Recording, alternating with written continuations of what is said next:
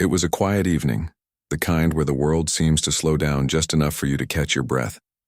Judge Marcus Thompson sat behind the wheel of his car, humming softly along with the radio as he made his way home from another long day at the courthouse.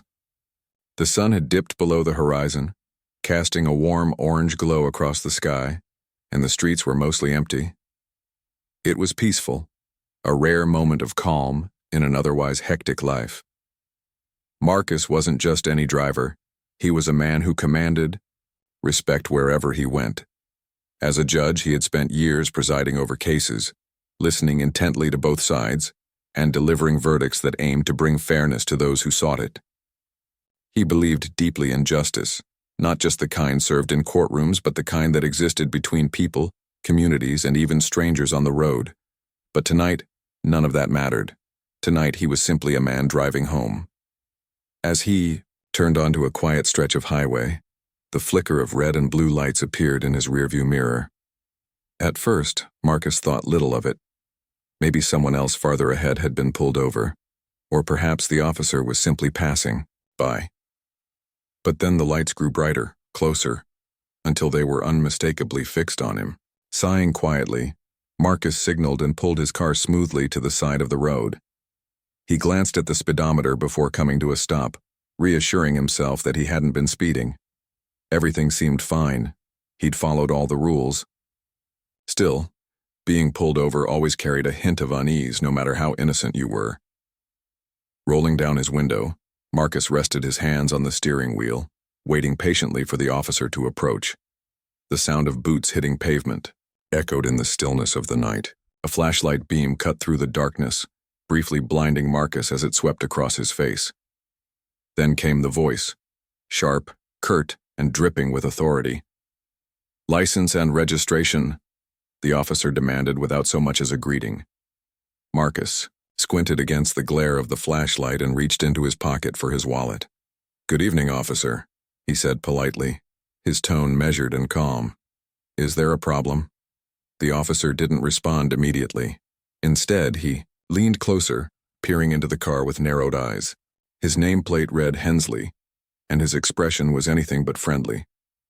There was something unsettling about the way he studied Marcus, as if trying to size him up, looking for some hidden flaw or justification for this stop. After what felt like an eternity, Marcus handed over his license and registration. Hensley took them wordlessly, stepping back to examine the documents under the light of his flashlight. For a moment, there was silence broken only by the faint hum of distant traffic. Then Hensley spoke again, his voice colder than before. "You were speeding back there." "Reckless driving." Marcus blinked, surprised. "Speeding, I'm sure." "I wasn't." "Don't tell me what you were doing," Hensley interrupted sharply. "I saw you." His tone left no room for argument, though Marcus knew full well he hadn't done anything wrong. Something about this interaction felt off. The pieces weren't adding up. Deciding not to escalate things, Marcus kept his voice steady. "If you say so, officer, I'll be happy to explain myself if needed." But Hensley wasn't interested in explanations. Instead, he began pacing around the car, shining his flashlight into every corner as though searching for evidence of wrongdoing. When he returned to Marcus's window, his demeanor had shifted. Gone was any pretense of professionalism. Now there was only thinly veiled hostility. "You people always think you're above the law," Hensley muttered, his words cutting through the air like a knife. Marcus stiffened slightly, unsure whether he'd heard correctly. "What did you call me?" he asked, keeping his tone neutral despite the rising tension. Hensley smirked, leaning in close enough that Marcus could see the sneer twisting his features. "You heard me," he said. "Folks like you, always thinking you can get away with whatever you want." For a brief moment, anger flared inside Marcus. Who did this officer think he was talking to? But almost instantly, he pushed the emotion aside. Getting angry wouldn't solve anything. If anything, it would give Hensley exactly what he wanted, a reason to justify his behavior. No, Marcus decided, he wouldn't play into that game. Not tonight. Instead, he chose to remain composed. "Officer," he said evenly, "I haven't broken any laws. I've cooperated fully, and I'd appreciate it if we could resolve this quickly. But Hensley wasn't satisfied. If anything, Marcus's calm demeanor seemed to irritate him further. "Step out of the vehicle," he barked, his hand resting conspicuously on the grip of his holster. The situation was escalating, and Marcus knew it. Yet, even as he opened the car door and stepped onto the pavement, he refused to let fear dictate his actions. Standing tall under the flickering streetlight, he locked eyes with Hensley, unflinching. This wasn't just about one man versus another. It was about standing firm in the face of prejudice, refusing to let hatred win. And as the two men faced each other in the dim glow of the patrol car's lights, neither realized yet how profoundly this encounter would ripple outward, touching lives far beyond their own. For now, though, Marcus stood resolute, determined to handle the situation with dignity, and perhaps in doing so spark something bigger than either of them could have imagined. The air was thick with tension as Judge Marcus Thompson stood outside his car, facing Officer Greg Hensley under the harsh glare of the patrol car's headlights. The night had taken a turn Marcus hadn't anticipated. What should have been a routine traffic stop had morphed into something far more sinister. Hensley's words lingered in the cool evening breeze, sharp and cutting, leaving no doubt about the underlying prejudice driving this confrontation. Marcus wasn't naive. He'd seen racism before, both subtle and overt. As a black man who had risen to prominence in a field dominated by tradition and privilege, he knew all too well how quickly respect could evaporate when someone decided your identity made you less worthy. But tonight, standing on the side of a deserted road, he felt the weight of it pressing down on him. Still, he refused to let it break him. If anything, it fueled his resolve to handle the situation with grace and poise. "Is there a specific reason you're detaining me?" Marcus asked, his voice calm but firm. He kept his hands visible, resting them lightly on the roof of his car. His posture was relaxed yet authoritative, a quiet reminder that he wasn't just another driver being harassed late at night. Hensley didn't answer immediately. Instead, he circled around Marcus, his flashlight beam darting over the car once, more as though searching for some hidden infraction. When he finally spoke, his tone was laced with thinly veiled contempt. "You think I don't know what goes on out here? People like you always have something to hide." Marcus raised an eyebrow, his expression unreadable. "People like me?" he echoed, deliberately keeping his tone neutral. "And what exactly do you mean by that?" Hensley's lips curled into a sneer. "Don't play dumb with me," he snapped. "You know exactly what I'm talking about. Flashy cars, fancy suits, acting like you own the place." It was clear now that this wasn't about speeding or reckless driving. This was personal. Every word out of Hensley's mouth dripped with bias, painting a picture of assumptions based solely on skin color. For a moment, Marcus considered calling him out directly, pointing out the absurdity of his accusations. But he stopped himself.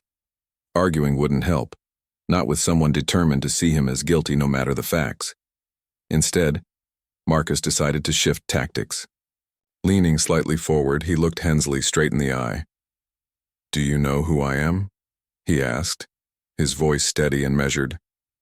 It wasn't a question born of arrogance, but rather one meant to ground the conversation in reality.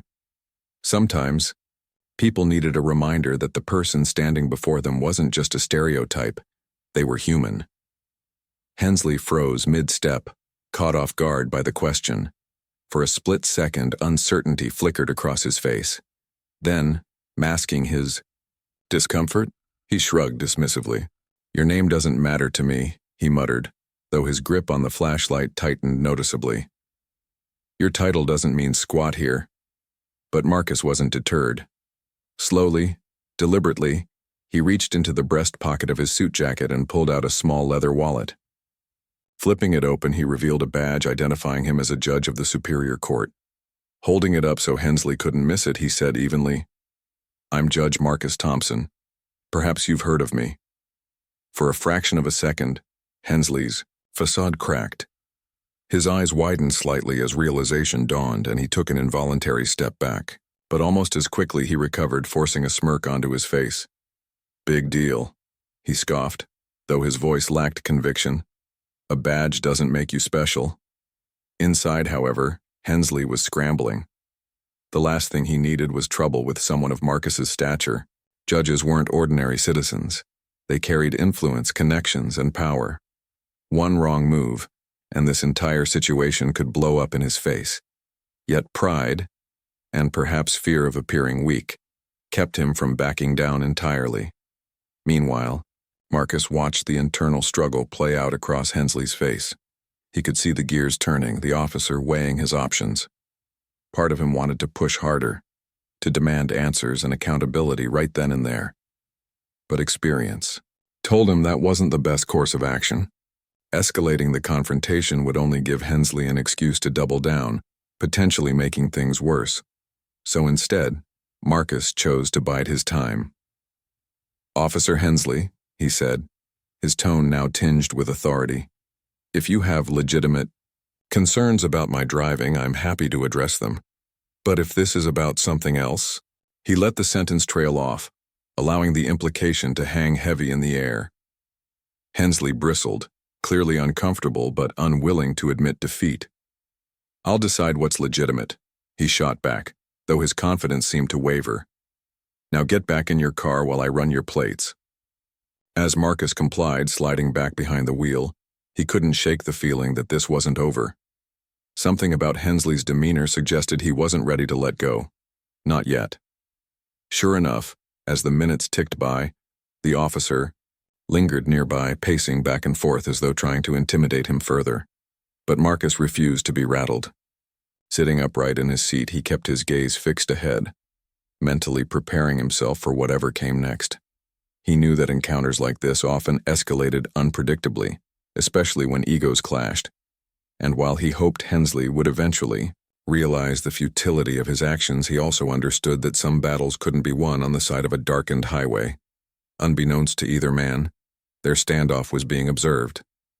A passing motorist, curious about the flashing lights, had slowed down long enough to capture part of the exchange on their phone.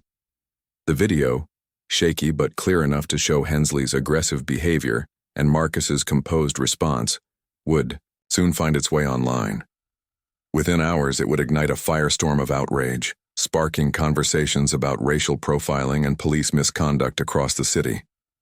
But for now, none of that mattered. Marcus sat in silence, listening to the distant hum of crickets and the occasional rumble of tires on asphalt. Though the night had grown colder, his resolve burned brighter than ever. He knew this wasn't just about him. It was about every person who had been unfairly targeted, disrespected, or dismissed because of the color of their skin. And as he waited for Hensley to finish whatever charade he was playing, Marcus vowed to use this moment as a catalyst for change. When the officer finally returned to his patrol car without issuing a citation, Marcus allowed himself a small sigh of relief. But deep down, he knew the real work was only beginning. This encounter might fade into memory for Hensley, but for Marcus, it was a call to action, a reminder that justice wasn't confined to courtrooms. It lived in the everyday choices people made to stand up against injustice, no matter how daunting the odds. As he drove away, the red and blue lights fading in his rearview mirror, Marcus felt a renewed sense of purpose. The road ahead wouldn't be easy, but he was ready to face it head-on. After all, change rarely came without struggle, and Marcus Thompson was determined to leave a legacy worth fighting for. The video of the tense traffic stop between Judge Marcus Thompson and Officer Greg Hensley spread like wildfire. Within hours, it was everywhere. Social media platforms, local news websites, and even national outlets had picked up the story. The footage wasn't perfect. It was grainy, shaky, and captured from a distance. But what it lacked in clarity, it made up for in raw emotion. Viewers could see the stark contrast between Hensley's aggressive demeanor and Marcus's calm composure. It painted a vivid picture of an encounter that felt all too familiar to many people of color. For Marcus, the first sign that something extraordinary was happening came early the next morning. As he sipped his coffee and scrolled through his phone, notifications began flooding in. Friends, colleagues, and even strangers were tagging him in posts, sharing their thoughts about the incident. Some praised him for maintaining his dignity under pressure, while others expressed outrage at Hensley's behavior. By the time he finished his cup of coffee, hashtags like "Justice for Marcus" and "I End Racial Profiling" were trending on Twitter. First, Marcus was hesitant to engage. He didn't want to amplify the situation unnecessarily or risk escalating tensions further. But as the day went on, he realized this wasn't just about him anymore. People across the city, and beyond, were using his experience as a rallying cry. Local activists organized a protest outside the police department, demanding accountability not only for Hensley, but also for systemic issues within law enforcement. Community leaders called for town hall meetings to discuss racial profiling and police misconduct. What had started as a single moment on a quiet road had ignited a movement. Marcus knew he couldn't stay silent. This was bigger than one bad cop or one unfair traffic stop. It was about exposing patterns of discrimination that had gone unchecked for far too long. Sitting at his kitchen table, he drafted a statement. In it, he acknowledged the overwhelming support he'd received and thanked those who had spoken out against injustice. But he also emphasized the importance of channeling anger into action. "This isn't just my fight," he wrote. "It's ours. Together, we can create meaningful change." When he posted the statement online, it resonated deeply with readers. Comments poured in, thanking him for his courage and urging him to take the lead in pushing for reform. Encouraged by the response, Marcus decided to step forward, not as a victim, but as an advocate. Over the next few days, he met with trusted colleagues, civil rights attorneys, and community organizers to strategize. They discussed everything from filing formal complaints against Hensley to pursuing broader policy changes aimed at increasing transparency and accountability within law enforcement. Meanwhile, public pressure mounted. Protesters gathered outside, the police department holding signs that read, "Bias-free policing now" and "Accountability starts here." Speakers shared their own stories of being targeted by officers like Hensley, painting a disturbing pattern of discriminatory practices. Many cited Marcus's case as proof that no one, not even a respected judge, was immune to racial profiling. The crowd grew larger each day, drawing attention from reporters and politicians alike.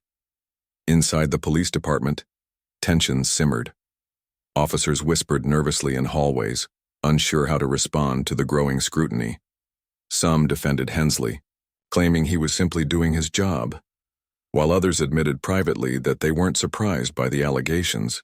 Chief Daniels, the head of the department, tried to downplay the controversy during press conferences, insisting that an internal investigation would address any wrongdoing. But his assurances did little to quell public outrage. Critics argued that internal investigations were often biased and ineffective, calling instead for an independent review. Amidst the chaos, Marcus found himself thrust into the spotlight. Reporters camped outside his home and office, eager for a comment. Invitations to speak at rallies and panel discussions flooded his inbox. While some might have relished the attention, Marcus approached it with caution. He understood that visibility brought both opportunities and risks. If he said the wrong thing, or said nothing at all, he risked undermining the momentum building around the issue. To navigate the whirlwind, Marcus leaned on his network of mentors and allies. His longtime friend and fellow judge, Sarah Lynn, advised him to focus on solutions rather than blame. "People are angry, and rightfully so," she told him over the phone. "But anger alone won't fix anything. You have a platform now. Use it wisely." Taking her advice to heart, Marcus began outlining concrete steps toward reform. He partnered with a prominent civil rights organization to draft legislation requiring body cameras for all officers, ensuring incidents like his couldn't go undocumented in the future. He also proposed mandatory training programs focused on implicit bias and cultural sensitivity. These initiatives weren't revolutionary, but they represented tangible progress, a starting point for deeper conversations about policing and race. As the weeks passed, Marcus became a symbol of resilience and hope. His story inspired others to come forward, sharing their experiences of discrimination and demanding justice. High school students organized walkouts in solidarity. Faith leaders incorporated messages of equality and fairness into their sermons. Even celebrities joined the conversation, amplifying the call for change on their massive social media platforms. Through it all, Marcus remained grounded. He attended rallies, gave interviews, and participated in debates, always emphasizing the importance of unity and perseverance. Change doesn't happen overnight, he reminded crowds at protests. But every voice matters. Every action counts. Behind the scenes, however, the fight was far from easy. Legal teams worked tirelessly to gather evidence against Hensley, combing through years of records to identify similar complaints filed against him. Attorneys prepared arguments for potential lawsuits, knowing full well that the road ahead would be fraught with challenges. Meanwhile, Marcus wrestled with the emotional toll of reliving the incident repeatedly.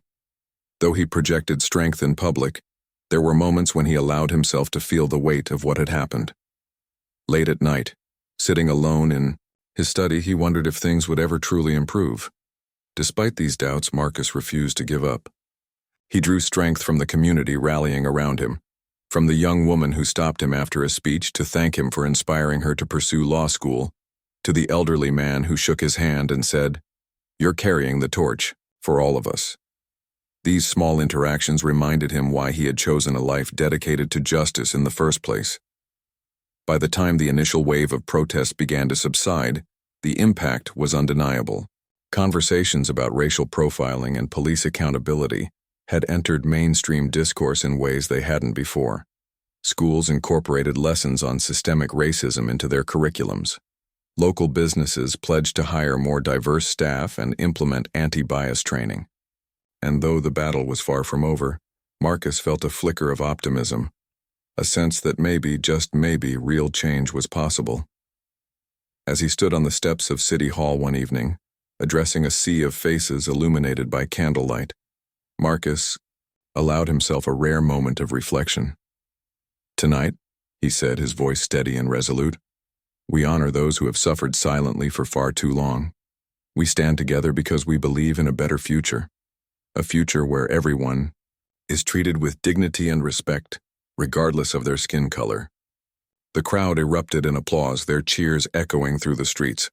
For Marcus, it was a reminder that while the road ahead would be difficult, he wasn't walking it alone. Together, they were building something powerful, a movement rooted in courage, compassion, and an unwavering commitment to justice. The momentum sparked by Judge Marcus Thompson's traffic stop with Officer Greg Hensley had grown into a tidal wave of public demand for accountability. What began as a viral video and community outrage evolved into legal battles that would test the limits of justice, fairness, and systemic reform. For Marcus, this phase was both exhausting and exhilarating, a delicate balance between fighting for his rights and advocating for broader change. As the weeks unfolded, it became clear that the police department's internal investigation wasn't going to satisfy anyone. Chief Daniels repeatedly assured the public that Hensley's actions were being thoroughly reviewed, but skeptics weren't buying it. Past investigations into similar incidents had often ended with little more than a slap on the wrist or vague promises of improved training. This time, however, things felt different. The pressure from protests, media coverage, and grassroots activism made it impossible for authorities to sweep the issue under the rug. Determined to hold Hensley accountable, Marcus filed a formal complaint against him, not just as a private citizen but as a representative of those who had suffered silently at the hands of prejudiced officers. With the help of civil rights attorneys, he also pursued legal action against the department, alleging racial profiling and misconduct. His case quickly gained traction, drawing attention not only locally but nationally. Lawyers worked around the clock, gathering evidence, interviewing witnesses, and building a robust argument to present in court. One of the most damning pieces of evidence came from within the police department itself. Through Freedom of Information Act requests, Marcus's legal team uncovered a troubling pattern in Hensley's record. Over the years, numerous complaints had been filed against him for discriminatory behavior during traffic stops, searches, and arrests. Many of these cases involved people of color, and while some had been dismissed due to lack of evidence, others revealed unsettling details. One woman recounted how Hensley had pulled her over without cause, searched her car without permission, and mocked her when she asked why she'd been stopped. Another man described being handcuffed and detained for hours despite having done nothing wrong. These stories painted a chilling portrait of an officer who seemed to operate above the law. When presented with this evidence, even Chief Daniels couldn't ignore the mounting allegations. Reluctantly, he announced that Hensley would be placed on administrative leave pending further review. But for many, this decision didn't go far enough. Protesters continued to gather outside the police station, chanting slogans like "No justice, no peace," and demanding Hensley's termination. Activists argued that leaving him on payroll, even temporarily, sent the wrong message. It signaled leniency rather than accountability. As preparations for the trial intensified, Marcus found himself spending long hours meeting with his legal team. They rehearsed every possible scenario, anticipating how the defense might try to discredit him. Would they question his credibility, suggest he was exaggerating the incident to gain attention, or argue that Hensley's actions were justified under the circumstances? Each possibility weighed heavily on Marcus, but he remained steadfast. He knew this wasn't just about winning a lawsuit. It was about setting a precedent, a clear message that no one, regardless of their badge or title, was above accountability. The courtroom atmosphere on the first day of the trial was electric. Reporters packed the benches, cameras flashing as Marcus entered alongside his lawyers. Across the aisle sat Hensley, flanked by his own legal team. Gone was the cocky demeanor Marcus had encountered on the side of the road. Instead, Hensley appeared nervous, fidgeting with his tie and avoiding eye contact. The judge overseeing the case, a stern woman named Patricia Langley, wasted no time establishing order. She reminded everyone present that emotions ran high in cases like this, but facts, and only facts, would determine the outcome. The prosecution opened strong, presenting a timeline of events backed by the viral video and witness testimony. Marcus took the stand early in the proceedings, recounting the night of the traffic stop with calm precision. He described how Hensley's tone and body language shifted almost immediately after approaching his car, how baseless accusations replaced standard protocol, and how thinly veiled racist remarks underscored the entire interaction. His delivery was measured yet powerful, capturing the jury's attention without resorting to theatrics. Under cross-examination, Hensley's attorney attempted to poke holes in Marcus's account. "Isn't it true," the lawyer asked, leaning forward dramatically, "that you've been critical of law enforcement in the past? Could your personal biases have influenced your perception of my client's actions?" Marcus didn't hesitate. "I've always believed in holding individuals accountable whether they wear a uniform or not," he replied evenly. "But criticizing systemic issues isn't the same as harboring bias. If anything, my experiences have taught me the importance of fairness, not just in theory, but in practice." The courtroom erupted in murmurs, which Judge Langley quickly silenced with a sharp rap of her gavel. Yet the exchange left an impression. Even some jurors exchanged glances, nodding subtly as if acknowledging the strength of Marcus's response. Hensley's turn on the stand proved equally revealing, if not more so. Under questioning, he struggled to justify his behavior that night.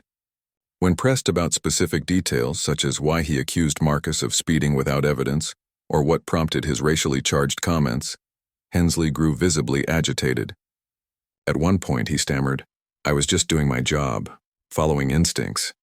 "Instincts?" the prosecutor shot back. "Or stereotypes?" The courtroom fell silent.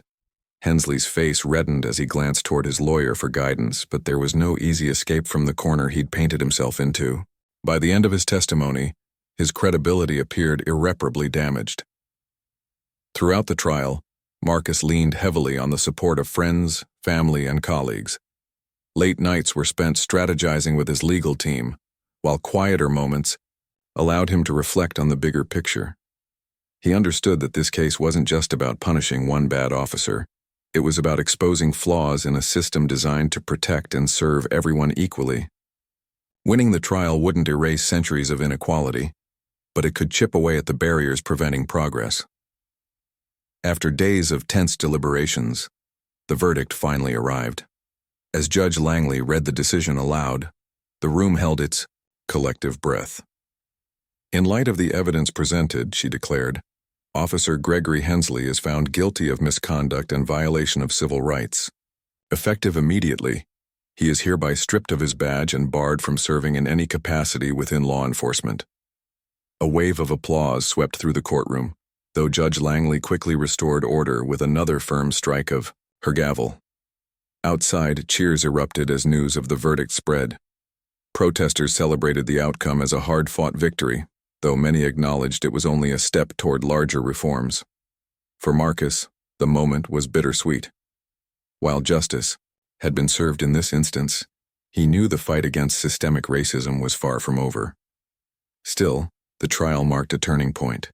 It validated the courage of countless individuals who had endured similar injustices in silence. It highlighted the power of persistence, unity, and collective action. And perhaps most importantly, it reinforced Marcus's belief in the resilience of the human spirit, the ability to rise above hatred and demand better.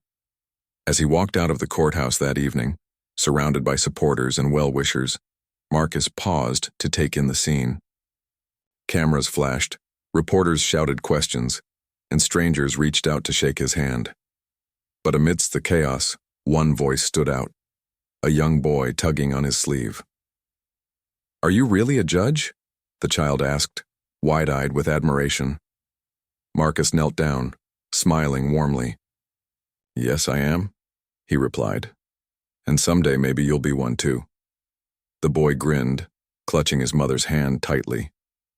In that fleeting moment, Marcus saw the future, a generation inspired to dream bigger, aim higher, and challenge the status quo. It was a reminder that while battles like this one were crucial, true change happened gradually, one heart and mind at a time. The verdict against Officer Greg Hensley sent shockwaves through the city. For many, it was a moment of vindication, a rare instance where justice seemed to prevail in a system often criticized for favoring those in power. Yet, as Judge Marcus Thompson reflected on the outcome, he couldn't shake the feeling that removing one problematic officer wasn't enough. Hensley's dismissal was a step forward, but it didn't dismantle the deeper issues embedded within law enforcement and society at large. The real work, addressing systemic racism, fostering accountability, and building trust between communities and police, was only beginning. In the days following the trial, public discourse shifted from celebrating the verdict to asking tougher questions. What comes next? How do we prevent incidents like this from happening again? And how can we ensure that reforms aren't just symbolic gestures but meaningful changes that last? Marcus knew these questions demanded answers and action. He had spent his career advocating for fairness and equality in courtrooms, but now he realized that justice extended far beyond legal proceedings. It lived in classrooms, neighborhoods, workplaces, and even casual conversations. If real change was going to take root, it needed to happen everywhere, not just in isolated pockets. Determined to keep the momentum alive, Marcus launched an initiative called Pathways to Accountability. The program focused on 3 key areas: education, transparency, and community engagement. Its goal was simple yet ambitious: to bridge the gap between law enforcement and the people they served by addressing biases, promoting open dialogue, and implementing policies that prioritized fairness over fear. One of the first steps Marcus took was partnering with local universities and advocacy groups to develop training programs for officers. These weren't your typical seminars about community relations or cultural sensitivity. Instead, they delved deep into topics like implicit bias, historical inequality, and the psychological impact of policing practices on marginalized communities. Experts from various fields led workshops, encouraging participants to confront uncomfortable truths about their roles in perpetuating systemic racism. At first, resistance was palpable. Some officers grumbled about being forced to attend, dismissing the sessions as unnecessary or overly critical. But Marcus insisted on mandatory participation, arguing that true accountability required self-reflection. Slowly but surely, attitudes began to shift. Officers who initially entered the workshops with crossed arms and skeptical expressions left with newfound perspectives. or at least a willingness to listen. Beyond training, Marcus championed legislative efforts to increase transparency in policing. One of his most significant victories came when city council members unanimously passed a bill requiring all officers to wear body cameras while on duty. The measure also mandated that footage be stored securely and made accessible to independent oversight committees in cases of alleged misconduct. Critics argued that the policy would invade officers' privacy or create logistical challenges, but supporters countered that accountability outweighed inconvenience. If you have nothing to hide, Marcus often said during debates, then there's no reason to oppose transparency. The push for body cameras sparked heated discussions across the country. Law enforcement agencies in other cities watched closely, debating whether to adopt similar measures. Some resisted, citing cost concerns or fears of misuse, while others embraced the idea as a way to rebuild public trust. Marcus used every opportunity to advocate for the policy, sharing data showing how body cameras reduced complaints against officers and improved interactions with civilians. His arguments resonated with many, leading to a ripple effect of reform nationwide. But perhaps Marcus's most impactful contribution came through his focus on community engagement. Recognizing that lasting change required collaboration, he organized town hall meetings where residents could voice their concerns directly to police leadership. These gatherings weren't always easy. Emotions ran high and tensions occasionally boiled over. Yet Marcus believed that honest, sometimes uncomfortable conversations were essential for healing divisions.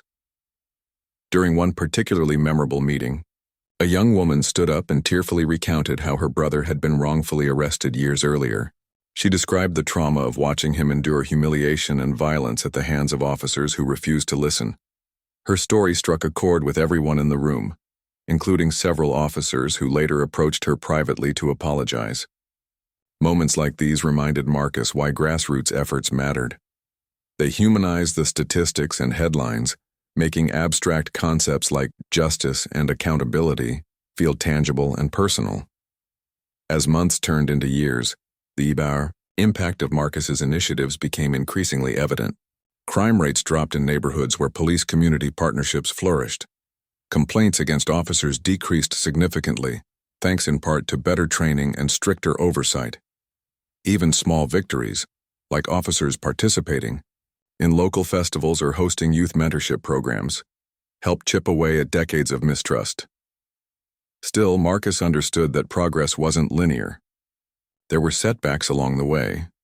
Some departments dragged their feet implementing reforms while others outright ignored recommendations. A few vocal critics accused Marcus of being too idealistic, claiming that focusing on race overshadowed more pressing issues like staffing shortages or budget constraints. But Marcus remained undeterred.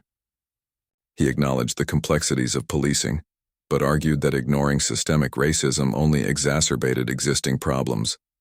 His persistence earned him both admiration and criticism. Supporters hailed him as a visionary leader willing to tackle difficult subjects head-on. Detractors labeled him divisive, accusing him of fueling anti-police sentiment. Through it all, Marcus stayed grounded, reminding himself why he had chosen this path. "Change is never comfortable," he told a reporter during an interview. "But if we want a future worth striving for, we have to embrace discomfort. We have to challenge ourselves, and each other, to do better." Behind the scenes, Marcus faced personal challenges as well. The stress of juggling his judicial duties with activism took a toll on his health and relationships. Friends urged him to slow down, warning that burnout loomed around the corner. But Marcus found solace in the support of those closest to him, his wife who reminded him daily of the importance of balance, his children who inspired him to leave a legacy they could be proud of, and his colleagues who shared his vision for a fairer world. On quieter evenings, when the noise of protests and politics faded into the background, Marcus allowed himself moments of reflection. He thought about the night of the traffic stop, the fear, anger, the frustration, the determination, and marveled at how much had changed since then. What started as a single incident had grown into a movement, touching lives far beyond his own. Strangers reached out regularly to thank him for giving them hope, for proving that standing up to injustice even when it felt insurmountable could spark transformation. Yet Marcus never lost sight of the fact that this journey wasn't about him. It was about the countless individuals whose voices had been silenced, whose stories had been overlooked, and whose dreams had been deferred. Every speech he gave, every policy he advocated for, every conversation he facilitated was a tribute to them, a promise that their struggles wouldn't be forgotten. By the time the 5th anniversary of the traffic stop rolled around, Marcus's efforts had become a blueprint for cities grappling with similar issues. Textbooks featured chapters on his work, highlighting the intersection of law, activism, and social justice. Students studying criminal justice cited his initiatives as models for effective reform. Even some former skeptics admitted that Marcus's approach had yielded results worth emulating. Standing on stage at a national conference commemorating civil rights milestones, Marcus addressed a packed auditorium. His voice carried the weight of experience tempered by humility.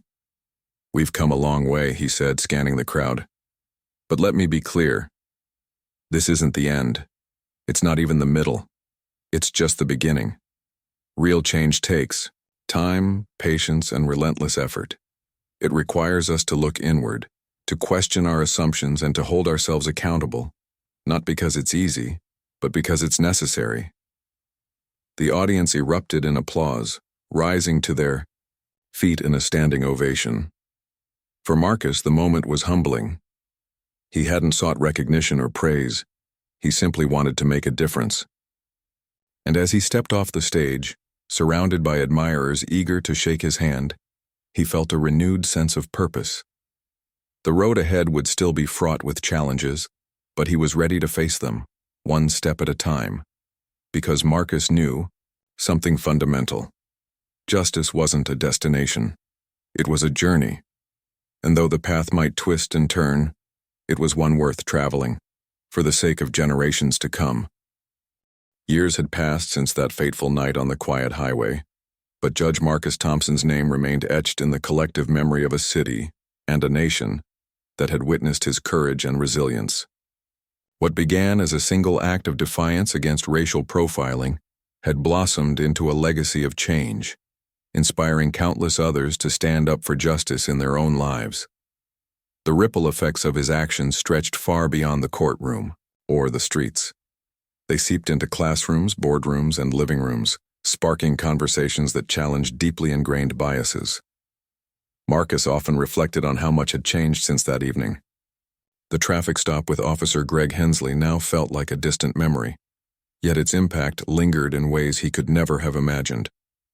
It wasn't just about holding one officer accountable.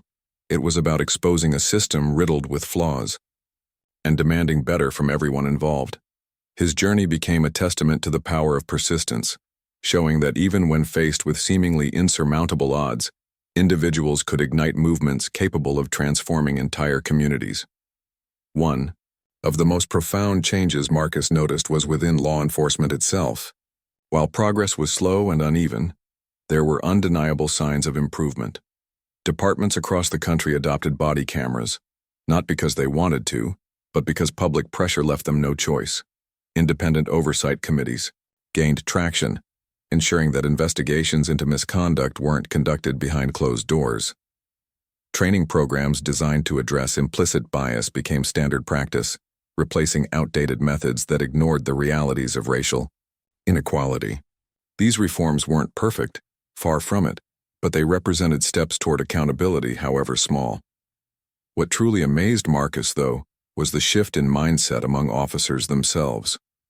Early resistance to reform had given way to cautious acceptance and, in some cases, genuine enthusiasm. He remembered attending a graduation ceremony for cadets who had completed a revamped training program. As he delivered the keynote speech, he scanned the sea of eager faces, many of whom belonged to young recruits committed to serving their communities fairly. One cadet approached him afterward, visibly nervous but determined.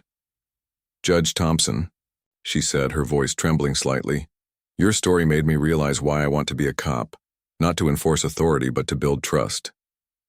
Moments like these reminded Marcus that change wasn't just about policies or procedures. It was about people. It was about planting seeds of empathy and understanding, nurturing them until they grew into something stronger than fear or prejudice. And while systemic racism couldn't be eradicated overnight, every step forward mattered. A reminder that even the smallest victories contributed to the larger fight for equality. Outside of policing, Marcus's influence reached unexpected corners of society. Schools incorporated lessons on civil rights and social justice into their curriculums, teaching students about figures like Marcus, alongside icons like Martin Luther King Jr. and Rosa Parks. Local businesses pledged to diversify their leadership teams and implement anti-bias training for employees. Faith leaders used sermons to highlight the importance of compassion and equity, urging congregants to examine their own roles in perpetuating or dismantling inequality. Even media outlets began covering stories through a more inclusive lens, amplifying voices that had long been marginalized. For Marcus, perhaps the most rewarding aspect of his advocacy work was seeing younger generations embrace activism with fervor. High school students organized walkouts to protest discriminatory policies. College campuses buzzed with discussions about privilege and allyship. Social media platforms became tools for education and mobilization, connecting people from different backgrounds in pursuit of common goals. Marcus marveled at the creativity and determination of these young activists, whose energy breathed new life into movements that had once seemed stagnant. During one particularly memorable event, Marcus addressed a crowd of thousands at a youth-led rally. Standing beneath a banner that read "Unity Through Action," he listened as speakers shared personal stories of overcoming adversity. When it was his turn to speak, he chose not to dwell on his own experiences. Instead, he focused on the future, the limitless potential of those gathered before him. "You are the architects of tomorrow," he told them, his voice steady but filled with emotion. "Don't wait for permission to dream big. Don't let anyone tell you your voice doesn't matter, because it does. Every single one of you has the power to shape the world we live in." The roar of applause that followed was deafening, a testament to the hope and determination pulsing through the crowd. As Marcus stepped away from the microphone, he felt a surge of pride, not for himself but for the generation taking the reins. They were fearless, unapologetic, and unwavering in their pursuit of justice. Watching them reminded him of why he had chosen this path in the first place. Despite the progress, Marcus knew the journey was far from over. Racism, bias, and inequality persisted in subtle and overt forms, lurking in places where they least expected it. There were still nights when he lay awake, haunted by the knowledge that somewhere someone else was enduring an experience similar to his own. But instead of despairing, he channeled those feelings into action. Each setback fueled his resolve to keep pushing forward, knowing that every effort counted, even if the results weren't immediately visible. In quieter moments, Marcus allowed himself to reflect on the sacrifices that had brought him here. Advocacy hadn't come without costs.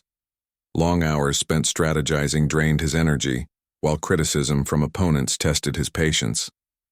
Some days, the weight of responsibility felt overwhelming, leaving him wondering if he was doing enough. Yet whenever doubt crept in, he thought about the people who had supported him along the way, his family, friends, colleagues, and strangers who believed in his mission. Their encouragement reminded him that he wasn't alone in this fight, so the years went by. Marcus's contributions earned him recognition far beyond his hometown. Awards lined the shelves of his office, plaques bearing titles like Champion of Justice and Agent of Change.